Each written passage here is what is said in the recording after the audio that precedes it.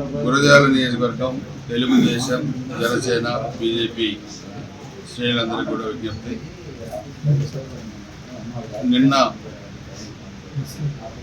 ఒక అరాచక ప్రభుత్వాన్ని ఇంటికి పంపించడంలో మీ అందరూ కూడా సైనికుల్లాగా పనిచేశారు.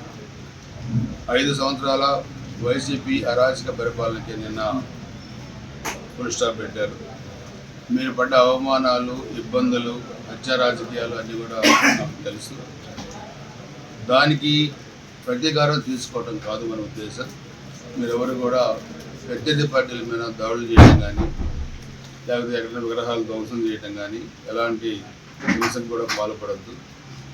వాళ్ళ అరాచకానికి మనం అభివృద్ధితోని సమాధానం చెప్తాం.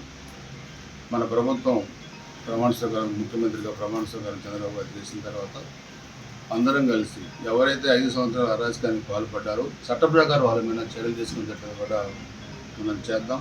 దయచేసి అందరూ కూడా సమయాన్ని పాటించండి. వీళ్ళందరూ కూడా పోలీస్ డిపార్ట్మెంట్కి సహకరించండి. వాళ్ళు చేసిన తప్పులు మనం చేయొద్దు. ముందు ప్రజాస్వామ్య ప్రభుత్వం, మన ప్రభుత్వం అభివృద్ధిని కోరుకునే ప్రభుత్వం, వాళ్ళగా అరాచకం కోరుకునే ప్రభుత్వం మధ్య కాకూడదు. దయచేసి అందరూ కూడా సమయాన్ని పాటించి పోలీస్ డిపార్ట్మెంట్కి సహకరించాల్సిందిగా కోరుతున్నాను.